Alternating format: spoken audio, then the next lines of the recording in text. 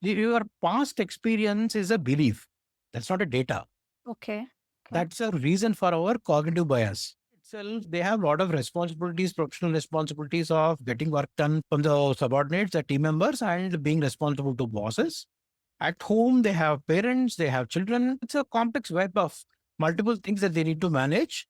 They are not primed and they're not trained to match all this complex environment, which is what is causing a lot of stress. And they're passing that stress to the team members at office and children at home. There is something called as a dark triad, which triad means there are three qualities.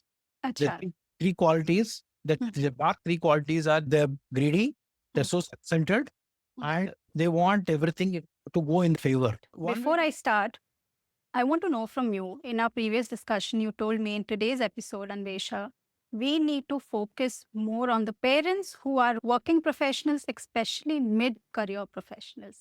Correct. Why did you feel so? You tell me.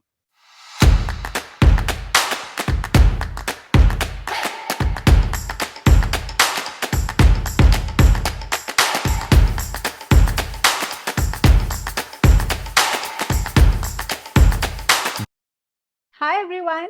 Welcome to TEDucate, your go to podcast for exploring higher education like a pro.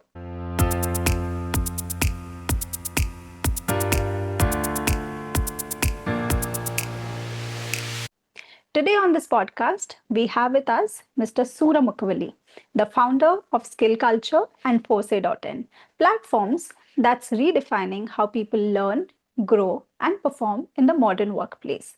With over 3 decades of experience in digital transformation and leadership, he has been at the forefront of helping individuals and organizations bridge the gap between skills and success. He's not just an entrepreneur, but also a thought leader, author of multiple books, and a strong advocate for using technology, especially generative AI, to unlock human potential. Let's welcome Mr. Sura Mukkavilli. Hello, Suram. Thank you so much for accepting my request and welcome to my podcast. Thank you so much for inviting me. Yes. We are going to discuss something really interesting today, Suram. We are going to discuss about AI. We are going to discuss about our focus area, which are the mid-career professionals, of course, and the future of work, all of that. But before I start, I want to know from you. In our previous discussion, you told me in today's episode, Anvesha, we need to focus more on the parents who are working professionals, especially mid-career professionals. Correct. Why did you feel so? You tell me. Yeah, brilliant question as always. See, the mid-career professionals or the parents are the pillars of our society. Look at our demographics. We have 50% of our population below 30 years of age. They will either be employees or the children who are going to be the students and things like that. They need proper professional guidance and parenting, whichever be the case. Right now, the problem is that the mid-career professionals, unlike in the past, are too much stressed out and too much confused, which is making them get very frustrated. And then the frustration is spilling over to their colleagues at office and obviously the children at home. So it's a double whammy effect that they have. This is the reason that we need to focus on the root cause of correcting the or fine tuning the mid career manager's beliefs, ideology, path, so that rest of all the compartments follow the real good path. So I did a bit of research on you, of course, because we are doing this podcast. So I saw a lot of LinkedIn posts of yours, and I could see that you advise a lot of mid-career professionals on Gen AI and skill culture. Now that I have one expert in the room here today, which is you, please, in simple words, if I have to explain a student, what is generative artificial intelligence? That's the first question. And then what is the relationship between Gen AI and skill culture? The thing that you advise people on. Perfect. Think of it like a genie. If you know how to tame genie, how to get things out of genie, it will give you everything. The question is whether you are afraid of genie or you befriend genie. The two things, right? Now, that's a generic explanation. let me go a little deeper. Generative AI today is very different from a traditional AI that we used to see earlier, which required a lot of technology knowledge. And whereas generative AI doesn't require any of those technology knowledge or the elite academic qualifications, backgrounds. It's extremely simple to understand and learn. The only coding language that we have which drives generative AI is English. Does that answer your question? Yes, of Oh, course. Okay. great. And what is like the relationship between generative AI and skill culture? This is like your core area wherein, of course, you have given a lot of advices to mid-career professionals. So what is Right. like the exact connection? SkillCulture is my platform using which I teach several courses, coach people, out of which GenAI is one such topic. Mm. Along with GenAI, I teach five more topics, to be precise, six more topics. GenAI or the technology is one piece of it, which we will cover. If I get an opportunity to explain some of those, I do that. Mhm. SkillCulture is a platform that I run, which has got learning experience management systems, Okay. lot of courses on the platform, which are very essential for a budding manager. It's about skill culture. If I'm allowed to answer or explain why skill culture, please let me know. I'll answer. Yes, please tell us. Okay, great. Now, I started this skill culture almost about 4 or 5 years ago. The mental process, the physical establishment and all took me a little over longer. When I used to work as executive director in one of my previous organizations, I had a business vertical which has seen tremendous growth over a period of time. I had to recruit multiple people at multiple stages. And one is our team of people, and we had to also deal with several set of clients who are also like similar to us. The common point everywhere is where the skills are lacking. The fundamental skills in people are lacking. Because of that, people behave very wonkily. They suffer a lot. They radiate negativity. So I identified about six such skills which are required for every individual, every professional who aspires to grow, become a leader. So that's when I started this. Let's do a thought experiment. Let's say we have bags of seeds and weeds. Now you give seeds and weeds to a manager and a farmer. You pick them and then give them. You can very well imagine what will happen with the farmer. Farmer will immediately understand which is a seed and which is a weed. He'll separate them. He'll also understand from each of these seeds which requires what kind of soil conditions, growth conditions to nurture, how much water to give, what fertilizer to give. He knows everything. He doesn't, he is typical in our language, Anpad Gawara types, but he has got so much of worldly wisdom and he is able to understand, separate beets and seeds also he is able to bucketize, right? Give the same seeds and beets to the corporate manager who is so-called MBA, whatever. We don't want to get into the qualifications they've had. They won't understand difference between the seed and beet. They will they will plant all of them in different places without understanding something requires a pot, something requires a huge soil, and they will water the beet and they will get worried that why beet is not sprouting and they'll start scolding it, scolding others, scolding themselves, getting frustrated. And finally, some of the real seeds also, which are supposed to sprout, it will take about a month or so.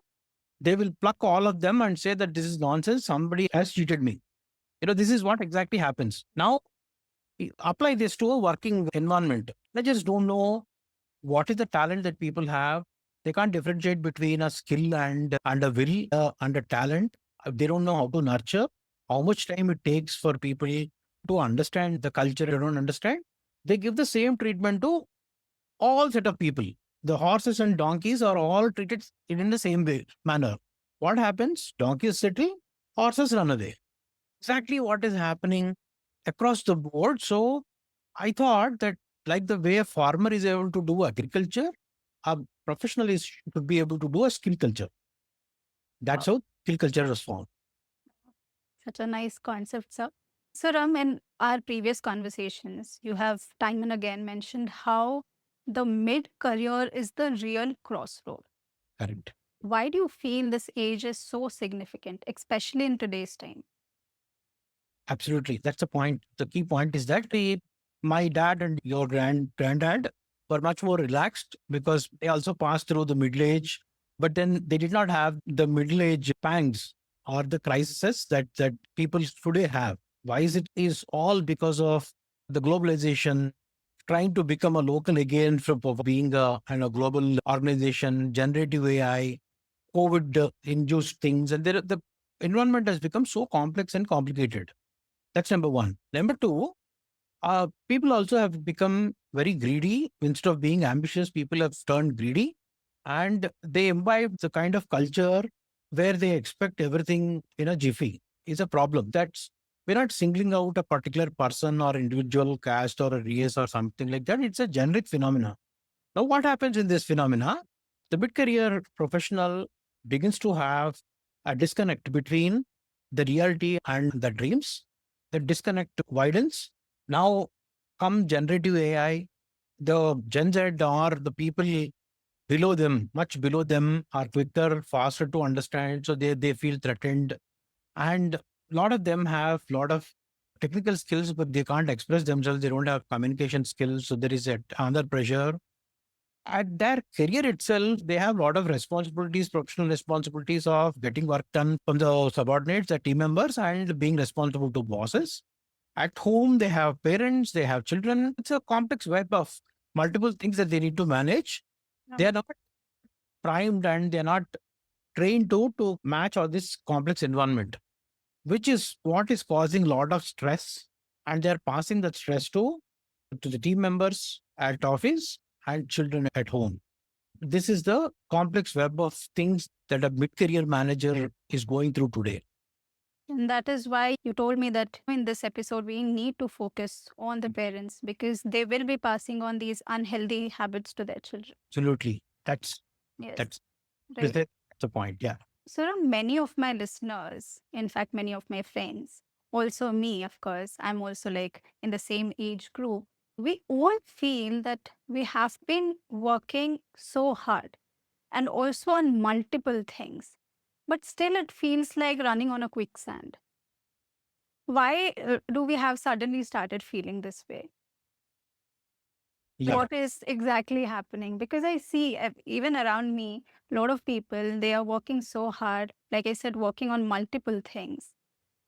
And technology is also evolving so fast. Why do we have suddenly started feeling that way, so anxious and so nervous? Sure. We've discussed that partially. Let me elaborate on this. If you plan to go to a particular destination, you have a map with you, you plan everything and then go to sleep. When you get up, automatically that entire map changes into the road changes into a maze. Then what will happen? What you planned is very different from what on the ground. Become a maze. Why do I say that? It is because suddenly the generative AI has come up. Generative AI is creating multiple waves, and the culture is changing. There are political disruptions, and the world has become so complex, which is why people are not able to understand which way to go. Now, you mentioned about the quicksand. There are two roads. There is one road which is little difficult in the beginning, but it leads to a highway. There's another road which is very near to us, which will lead us to this quicksand. People end up taking this quicksand route. They don't understand that if we just follow two, three more steps and then go a little further, what we have is a full highway. And then that's what we call as autobahn. Then you can go in a very peaceful way. People take a quicksand route. That's the first problem. The first problem is that they want quick results. Quick results only get you into quicksand. Now stop expecting quick things out of the other thing. So this is what I tell my students. There is something called as ABCD, which you have to follow. EFGH, which you have to unfollow. Okay, let me explain that. A is for ambition, B is for belief, C is for courage, D is for discipline. These are four things which will get us to the farthest place, in the fastest place possible. We don't have ambition. Some people don't have ambition, or they have ambition, but they believe that they cannot achieve it. They think that they may achieve it, but they lack the real courage which will take them there, or the discipline to pursue that, the real grit or persistence or perseverance, whichever way you call it. These are the four ingredients. Don't get me wrong. I'm sorry for offending all your viewers. I see the mid-career managers missing all four pieces. Not one, all four pieces. They don't have ambition. They don't have belief that they'll be able to do, and they don't have the courage to face the reality and the discipline enough to persevere and pursue what they are having. This is the first problem. Second problem, what they are hooked to, it's all about expectations, fear, greed, and hatred. There are four things. EFGH is expectation, fear, greed, and hatred. You're supposed to have these four things, ABCDs. You don't have. You're not supposed to have these four things: expectation, expectation from the spouse, expectation from the boss, expectation from the subordinate, expectation from a tarkari guy. Everyone is supposed to give us. We're not supposed to give anybody anything. All the fear of losing something, because it's all the false status, false prestige, and a castle built on a shaky ground. It's all about the fear, because the foundations are not clear. So we were always in a hurry, like you mentioned, the quicksand. We built a castle on quicksand. What will happen? This is what is going to happen. Then the greed. There are only two things which will guarantee a free fall: gravity and greed. Gravity, it will ensure free fall. There's no way you can defy a gravity. You can defy a gravity by going to some other place, other space, extra place, space, or something like that. Greed will always make sure that you fall. That's a sure short path. Why do I say greed? Is because without you getting that deserving thing, expecting something, I should be promoted tomorrow, I should have got the promotion as of yesterday, is all greed. Wait, give, let it germinate, let hard work get cultivated. So if you want to take a shortcut path, it tantamounts to greed. Greed will ensure it is a free fall. And the hatred that all these things are not happening. Several people will hate me for saying all of these things, but the fact remains, what you're supposed to follow: ABCDs, ambition, belief, courage, and discipline. What you're supposed to leave: your expectation, fear, greed, and hatred. You latch onto them, and you know what happens. Wow. This problem. So well articulated, Suram. But talking about articulation, this is also a problem that I have seen in offices: miscommunication and lack of articulation. Correct. Either a person is not able to articulate his or her idea. Correct. Otherwise, there's of course miscommunication in the team. Correct. Because of which the execution or the outcome is not as per what has been desired in the first place. Absolutely. How do one deal with that? Let me give you a little more elaborate answer for that. Pardon me for not being upfront to this. It's about understanding the difference between a skill and a sense. Communication skill is one, communication sense is another. What we're supposed to have is a communication sense. What people lack is communication sense. Communication skill is being able to speak fluently in any language. That's okay. People will have. Educated person will be able to speak fluently in English and mother tongue, or somebody else is only in mother tongue. That's a communication skill. Not to be confused with the communication skills. What is communication sense? It is akin to having a driving skill and a driving sense. A lorry driver may be a very skilled person than us in driving, but he doesn't have sense. He mixes drinking with driving. That's a sense. The difference between a driving skill and a driving sense, right? Now, in a similar way, people lack communication sense because they don't understand it is a three-dimensional thing. Communication, understand one thing in this world, is three-dimensional. It's not a single-dimensional thing. We should be able to communicate with ourselves. We should be able to communicate with others. We should be able to communicate with the machines. Unless these three things happen, you won't have a clear-cut, sensible communication. That is what we mistake it as, not having a communication skill. But people, before they open their mouth, they have to connect it here, understand what they are talking about, what is the context, and what is that you need. People lack that sense. They blabber. Obviously, they get an equal blabber from other party. This is what is going to happen.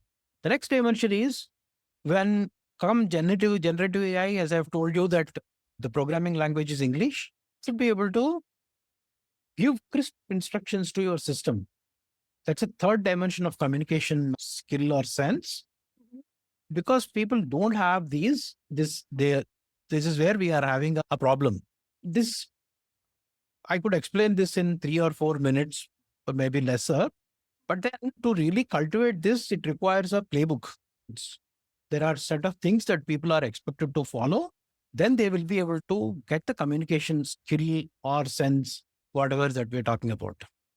So we spoke about articulation and communication, but politics at work is also one of the major things that managers have to deal with in today's time.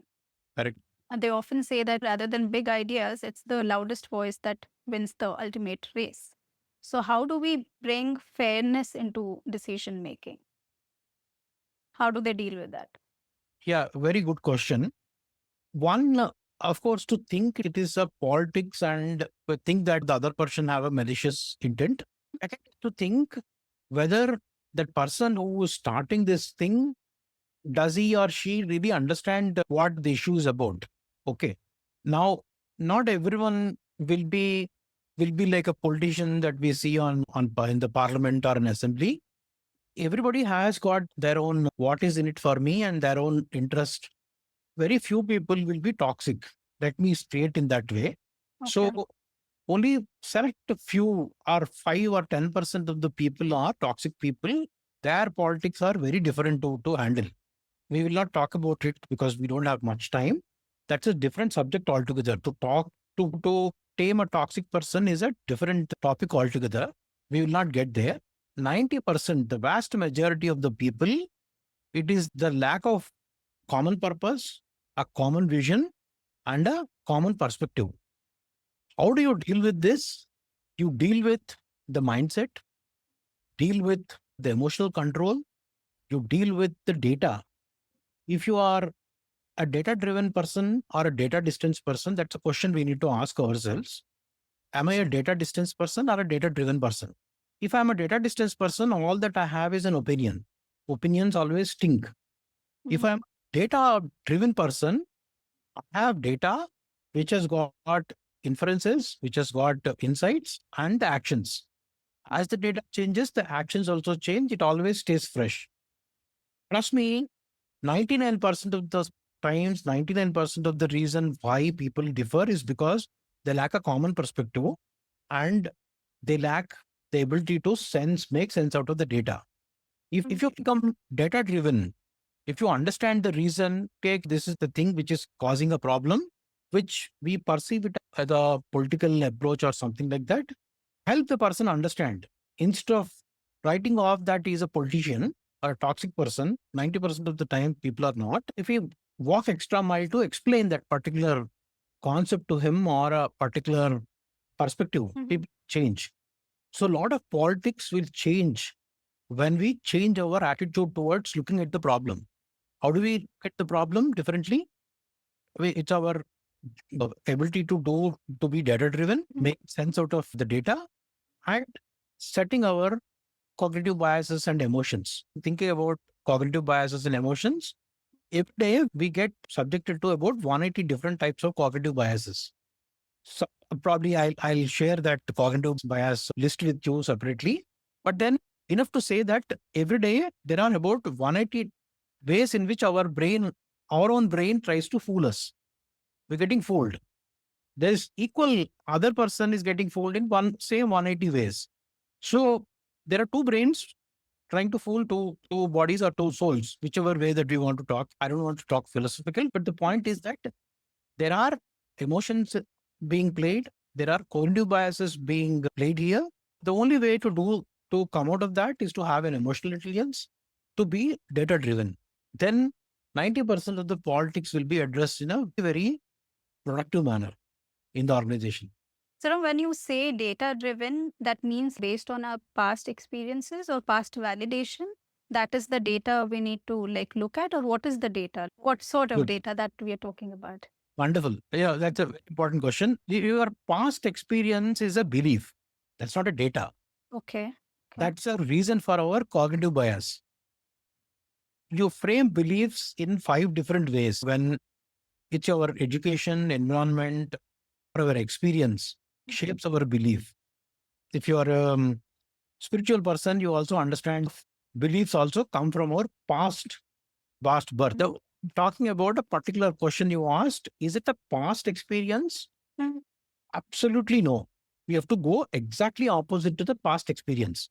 Past experience may be correct, may be incorrect, but it actually made you frame certain beliefs in your mind. What if they are incorrect? Is a problem, right? Now, set that aside. Past experience, leave that aside. Your past perception, set that aside. Get the current data. Let's assume that we have a dispute over something. Let's say this podcast itself, you said that, Suram, speak about this. I say, no, it's a bad topic that you're talking about. I'll talk about a good topic. That's enough reason for a quarrel between us. No, not exactly, but let's assume. Whichever, in the sense that it's a difference of opinion. Yeah. One of us look at the data and then look at the perspective. Now, Anvesha is looking at this perspective, and the data and the evidence prove that whatever she is asking is actually what is wanted by hundreds of people. That's what I'm supposed to think. I'm not as experienced as you are. You may be literally of my daughter's age. It's a different matter. But then you got more experience and more exposure towards that. When you ask a question, you know very well that there's a background to it. If I'm not able to take that data into consideration and then discover, why is Anvesha Brahma saying like this? What am I missing? That's the data I'm talking about. So Got you it. start by saying the career managers, the parenting, that's, and there is a data behind that. There is so much of evidence behind that, which is why you are asking this question. True. Have I been able to explain? Absolutely. Perfect. So, Great. we have discussed about the 99% of the times how managers are not toxic, but it appears like that. Let's also address the 1% group. What are the traits of a toxic manager? Oh, yeah. As I've said, that it's a different topic altogether. There is something called as a dark triad, which triad means, there are three qualities. Acha. The three qualities. The dark three qualities are they're greedy, they're so self-centered, and they want everything to go in favor. One way to look at it is that the toxic person is our best tutor. My personal experience, I have had to deal with several toxic people. That gave me a lot of sensibility. When you get exposed to cold outside or rain, or you see some kid rolling in the mud, what is happening there is that he's going in contact with the bad virus, which is it's a system will start fighting, and it will develop immunity. Because of the bad thing only, the immunity will come. These are all the bad guys who will help our immunity, who will help our resilience. First thing is that we'll have to understand what our opinion about the toxic person. He may be indeed a toxic person. He or she may be a toxic person. Toxicity happens either because they are too self-centered, they are too greedy, they want too attention. Again, there are hundreds of reasons why people want that attention and all. But the only point, since you raised the topic of toxicity, 1% of the people change our attitude, saying that this 1% is a bad virus, bad bacteria, which is going to give us immunity. Wonderful. That is different. The 99% of the good bacteria that we have had won't help us. Maybe it will help us fight the bad bacteria. Wonderful. Suram, at one point of time, I remember, especially all the advices that I got from my parents, I remember they had asked me to focus much more on IQ. And then later on, EQ became the differentiator. What is now the currency of success? You're right, absolutely right. If you look at the industry evolution, if we have to align our skills with the industry, industry one, where it was all the machinery, where calculation was tougher than lifting weights. Time, IQ made a lot of sense. The people who are able to do multiplication, subtractions, mathematical things and all, they look heroes. When the calculators came, obviously that became a redundant skill. It's not tougher than lifting weights. Then people begin to understand that to deal with the people of your same caliber, because what is the caliber? It's not equal, but the calculator made it equal. So it busted the capability. So then the emotional quotient is required. So you have to deal with a lot of people. So in the evolution, industry 2 or industry 3, people realize that these are the skills required, the emotional quotient required. But now what calculator did to mathematics, LLMs or the generative AI has done to the entire world. There is absolutely no meaning for intelligence. There is no no meaning for creativity. Your creativity is gone, intelligence is gone. We only have two parts of the brain. One is logic and one is emotion. The creativity, both the LLM has taken away. So what do you need more? So IQ is not sufficient, EQ is not sufficient. Where people require, trust me, six skills. Six skills. Which are those? You have to have a luminary mindset. Luminary mindset meaning all of us understand the difference between a fixed mindset and a growth mindset. Mindset is what took us for such from whatever pace to whatever we are. From here to next level, it's not sufficient. We have the growth mind. We have to also ensure that others around us also have a growth mindset. The growth mindset you will not be able to do. You have to have a luminary mindset. Then comes the emotional intelligence. Then comes ability to do the automation, embrace automation. Then comes your data driven thing, being data driven and things like that. Then comes your communication skills. Then comes your relation skills. Let me unravel each of those.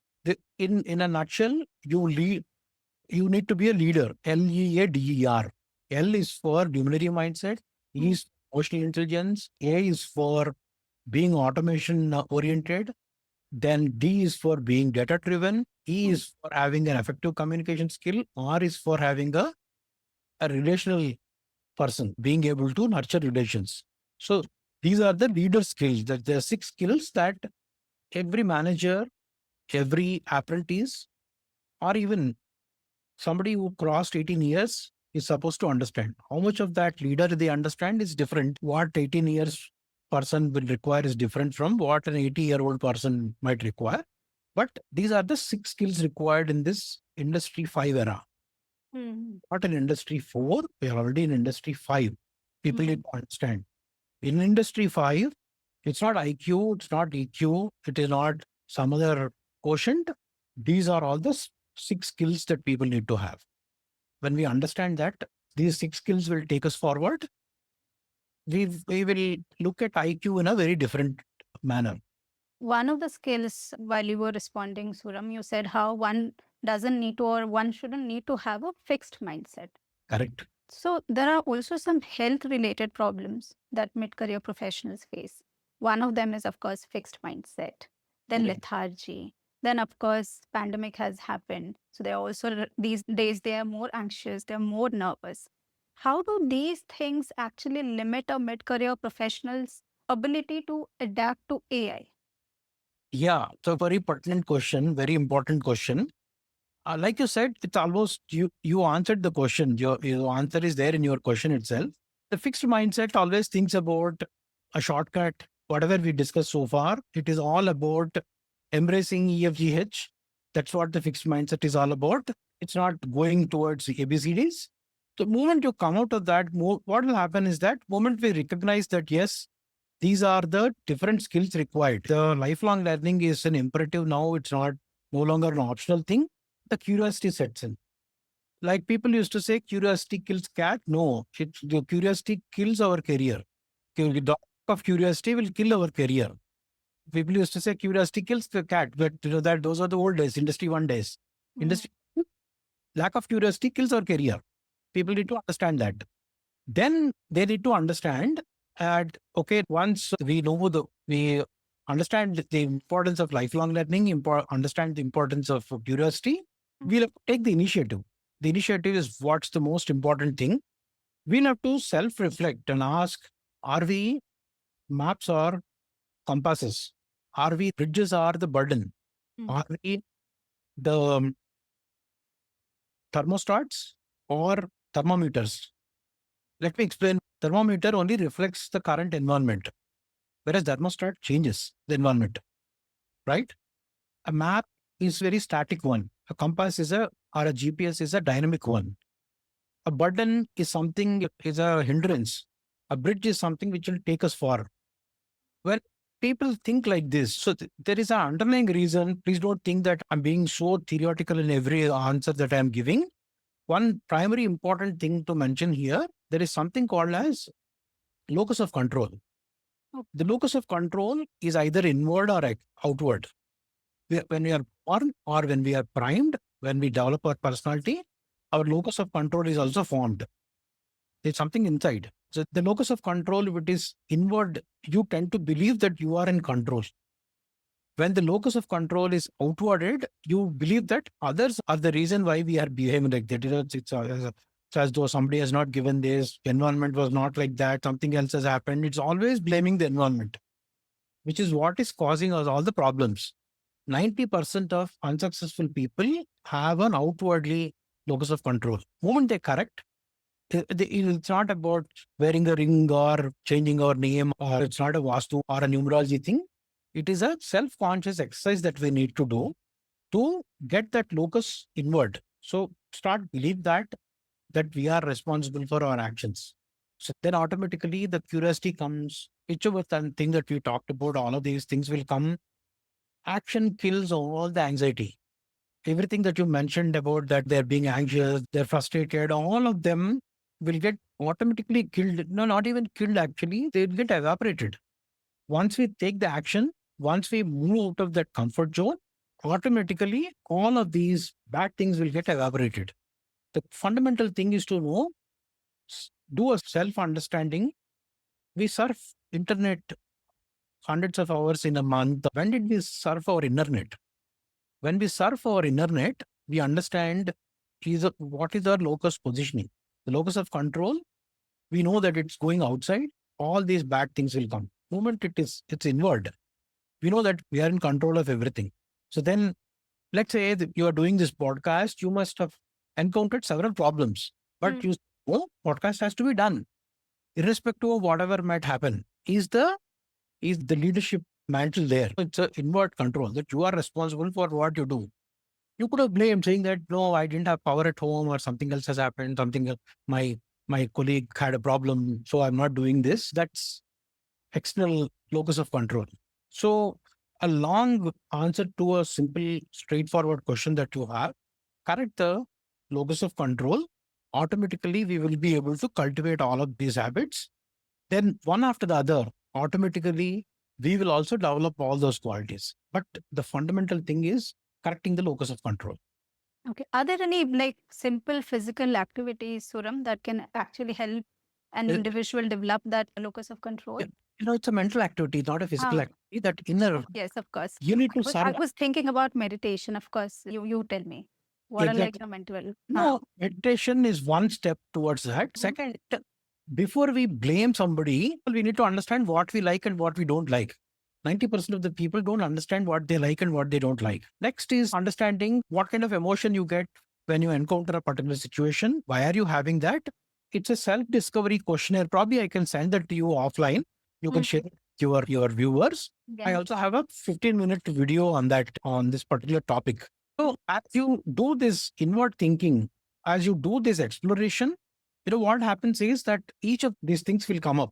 There is negativity that comes first, and then there is frustration. There is a lot of bad feeling and things like that. Ultimately, you'll understand that yes, my emotions are triggered by 1, 2, 3, 4 reasons, and these are causing 1, 2, 3, 4 effects. So if I control this, automatically I'll be good. So as we keep doing this, automatically it is a muscle. It will fixed. Automatically the rewiring will be done in the mind. A matter of say 3 months or 6 months, it depends on the exertion that they put. It can exercise, physical exercise. So six pack won't come just like that in a day. There are lots of things that we need to do. If you have to develop six pack in the brain, you'll have to also work hard. Automatically, the locus of control will be adjusted. Our outlook towards others and the perspective will also change. Okay, Suram, suppose someone has identified likes and dislikes, and someone has also identified his or her strengths and weaknesses. They have actually spent that much of time on themselves in order to identify what they like, what they don't like, and all of that. But tell me, how do they actually get that courage to take the leap of faith for their next phase of life, maybe? Sure. Yeah. Courage, faith don't go together. It's require courage to have a faith. Faith is faith. Okay. Now, it's a pertinent question that you have raised. It's about, there are four things that you told: likes and dislikes and strengths and weaknesses. Leave likes and weaknesses. We don't need to work on our likes. Should not work on our weaknesses. These two. We'll have to suppress these. Weakness you suppress. And Whatever dislikes that you have, work on those to the extent that you become neutralized. You are no longer bothered by those dislikes.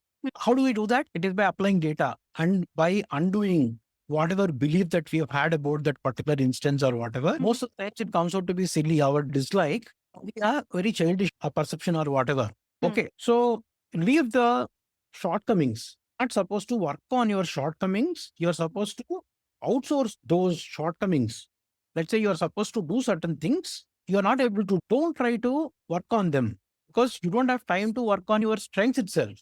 We have so little time to leverage these strengths. Where is the question of going to the weaknesses? Realize that yes, this is a weakness that you have. So you need other person. That's point number one. Understand that you have certain, you don't need to display and say that so this is what I like, not required. Neutralize that. You know, so decolor it, deshape it, de-order it. Automatically it will get distilled. And that's what we need to do. But it sounds theoretical if I say just like this and then leave. But the point here is that once we understand that this particular strength or weakness, I would recommend somebody who takes course on resilience and emotional intelligence. It will do a world of good for them in doing these two things that I'm talking about. Does it answer your question? Yes, Sura. Do you offer this course? Is there yes. a particular course? Of course, I do offer. I will offline request. Yes, I'll also send it to viewers. In fact, if you have any link to your course as well, please yes. forward me that. I'll include it in the video itself. A lot of managers also complain that their teams is quite disengaged. Either they are leading their team through fear, or like I said, it's completely disengaged. How do they actually strike that balance? Because nowadays respect doesn't work anymore. So they're actually leading everything through fear itself. So how do the managers actually deal with a team which is completely disengaged? Sure. Let me tell you a very contrasting view here. Our expectation of being respected itself is a faulty one. Why should anybody respect us? Have self-respect, no, that is sufficient. Okay. We get some kind of compliance, not a commitment. Look for commitment. For somebody to get committed to a particular cause, they don't need to respect you. So you'll anyway want to do certain things. So we should separate these two aspects. Whether somebody likes you or not doesn't matter. Whether somebody respects you or not doesn't matter. Do they have a commitment to that? Why do people not have commitment? It's only the compliance. With the compliance, because you are asking them to respect you. They're not respecting you. So then you will go with a stick and then you scare them. They get a fear. It's a different type of drama that we are getting into. If you leave the aside and say that they don't need to respect us, they don't need to fear us, let them do whatever they want. But what is our common goal? This is our purpose. This is our shared vision, shared goal, and shared purpose. Able to identify that.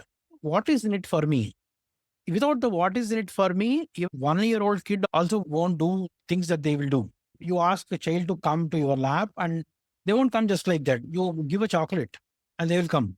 So 1-year kid also knows what is in it for me. How do you expect a grown-up individual to just sign up for this thing? Why are we even feeling that way? Are we Mahatma Gandhis or what are we? Why should we expect so much of respect and compliance? Now, when the purpose is clarified, what is in it me is articulated well, 90% of the time, people will behave.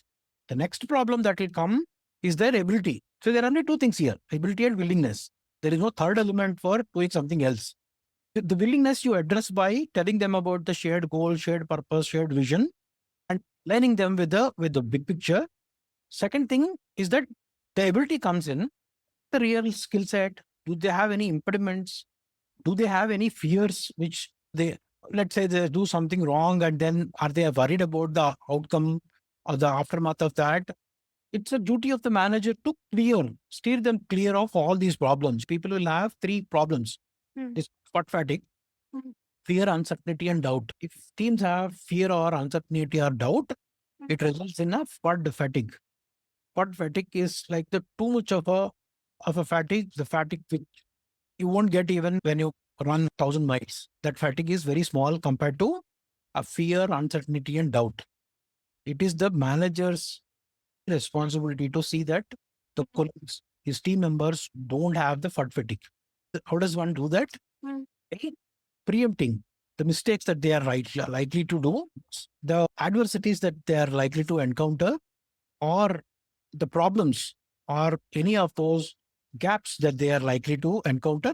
The manager should help them overcome those obstacles. Only when that happens, your skill and will is corrected, automatically the things will improve. This is the first stage. Mm. About 3-4 more stages. I'm not sure if we have sufficient time. We're all human beings, good, bad, ugly. We respect about 5 things. It's called a SCARF, SCARF. It's our status, it's our reputation, it is our self-being and things like that. So you take that scarf out, people behave in a very wonky way. You keep the scarf, people will behave.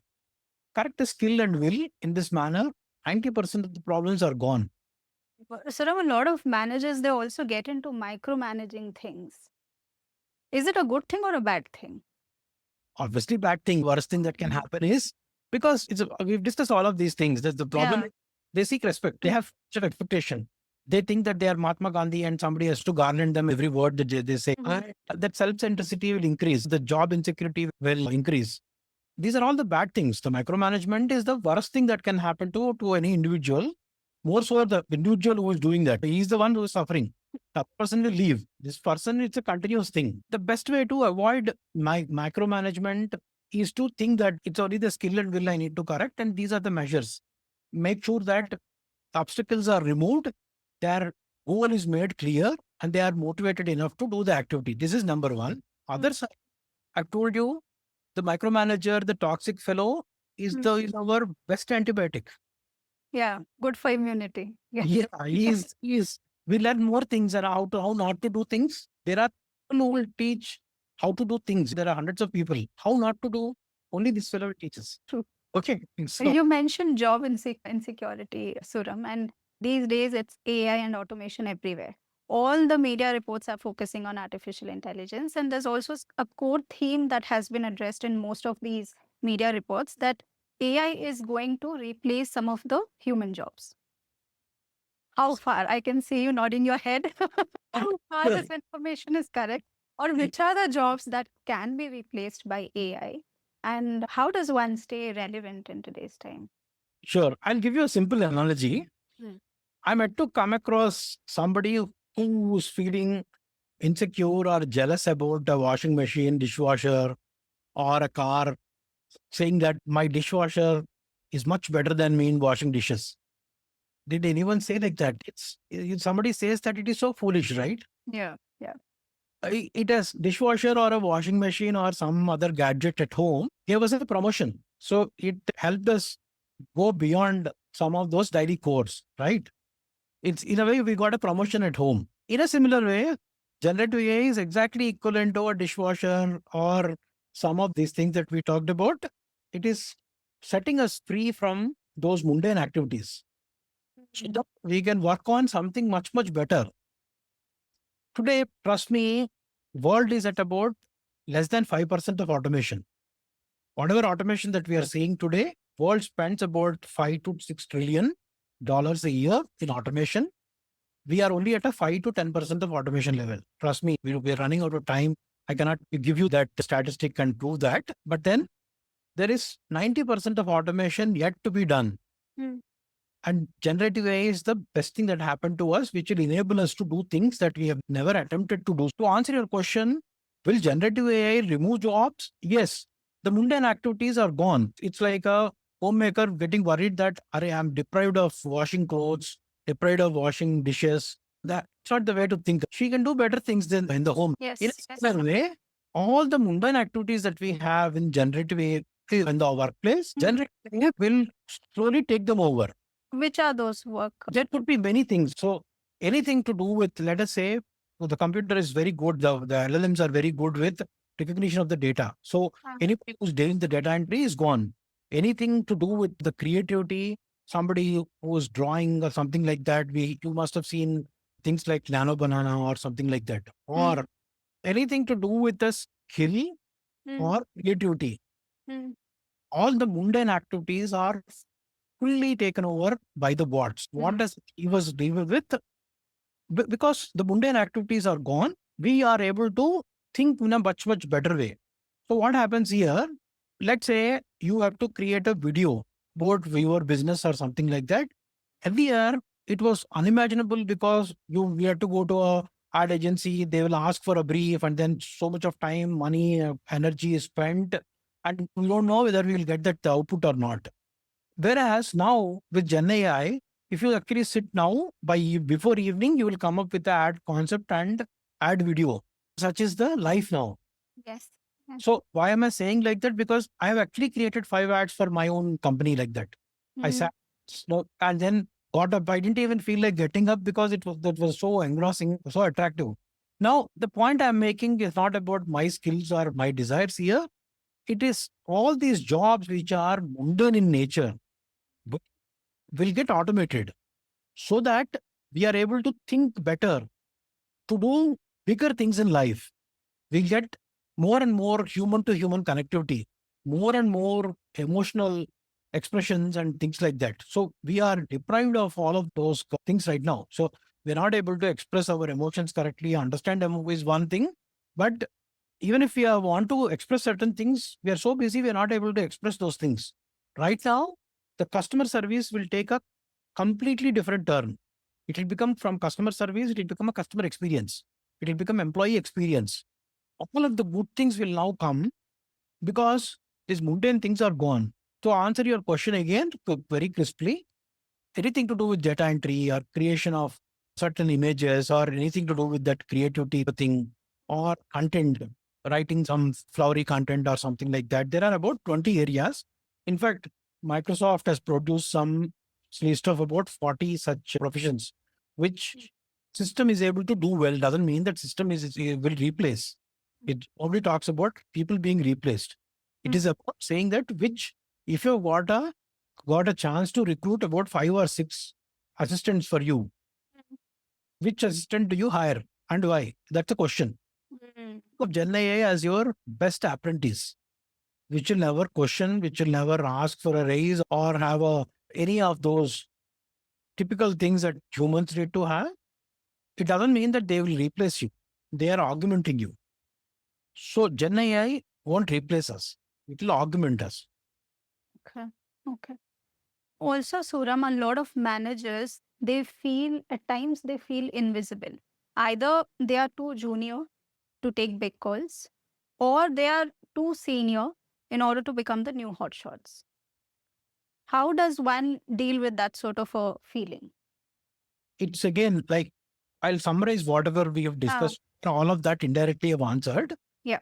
Now, one is to understand that you are causing the impact and you are not being impacted is the first thing, that locus of control, right? Mm, Second, questioning ourselves that are we the compasses or are we the maps or the GPS? Are we thermometers or thermostats? The person who thinks he's a thermostat will like to control, right? mm, Reflect. He won't gossip. If a person who's a thermometer will only say, oh, my temperature is 45, it is now going to become 50, 50 will become 100. It's all unnecessary grapevine, right? When you become a thermostat, you take charge and you control that. right. That requires initiative. Initiative requires this curiosity. Mm, Curiosity requires our luminary mindset. Each of these are interdependent things. Moment you change your locus of control, you go out of your com- comfort zone, you become comfortable with discomfort, then doesn't matter if somebody criticizes your initiative. So be it. No, you at least taken the initiative. So you will be you will be able to speak. Whether you will be heard or not is a separate thing altogether. As you speak, people will begin to pay attention and then pay respect and things like that. That will come separately. But thinking that somebody is not paying attention, we stop talking, stop being heard is a useless thing, right? So right. you control this, automatically whole thing will happen. Okay. So this is my final question, Sura. One, I think I can see a question in your background, which is still using old tools to run your business. So this is somehow also related to the last question. If Okay. you have to design a mid-career reboot program, you have spoken about a lot of skills today. What are the 3 core skills you will include in that program? 3 important skills for any 35 to 40-year-old. Wonderful. It's not just the skill itself. We spoke about a lot of traits, virtues. All of these will make a holistic human being, a man or Right. woman, doesn't matter. The holistic wholesomeness comes when your skills, traits, and values, all of these are combined together. So, what those are is like there is a richness in the character. That's number one. When it comes to skills, these are the 6 leadership skills. Unfortunately, we don't have shortcuts here. You Mm. asked me to say 3. I'm telling you 3 categories, not the items in Okay. that. Okay. You have to have the skill, sure, which Mm. are the leader skills. Which are the leader skills? Luminary mindset, emotional intelligence, automation orientation, data driven thinking, effective communication, and relationship management are the 6 skills. That's one category. Then the out Okay. of the things that you asked, the skill is one category. Second is your character skills, character strengths. Mm. There are, pardon me for saying this, there are 24 such character skills, not Okay. 1 or 2. Okay. 24.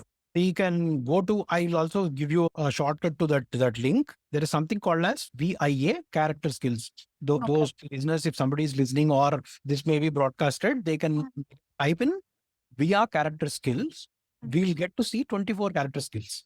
Okay. When we understand those 24, we Mm. realize why Mahabharata is told to us, why Ramayana is told to us, is all because of that. Okay. So you need those character traits, which are virtues, your traits and things like that. Then the skills, then your own initiative. You have character, you have skills, but you're not able to initiate yourself. You're not able to take accountability, so that there is nothing that we can do. These are the 3 categories of things that you require, if I have to summarize. Wow. Wow. Thank you so much, Suram. I was already looking forward to our conversation because I knew that it's going to be extremely engrossing and interesting. So thank you. Thank you so much. I'm so glad that we connected over LinkedIn and we could have this discussion here. I'm sure all my listeners, including myself, in fact, all these questions are also pertinent for me as well. So thank you so much for all those insightful advices and the responses that you have given. All the links that you have, you can share it with me. So what I'll do is, I'll just include it in the comment section for our viewers to visit your website, and whatever help they could get from your website, that would be great for them. So thank you. Thank you so much, Suram. And to all my viewers, this is your host Anvesha signing off from TEDucate, where we decode education, careers, and everything in between. Thank you again, Suram. Thank you so much. Thank you so much for having me. I will so grateful to you for giving me this opportunity to speak on your forum. You've been It's managed. an honor. It's Yes, always an honor. it's the Thank same you thing. so much for all those responses and advices, because in today's time, like I said, everyone is so anxious. We need these advices. So thank you so much for helping me Always and open. all my viewers with your responses. Thank you so much. Most welcome. Always open. Thank you so much. Thank you. Thank you. Thank you so much. Thank you so much.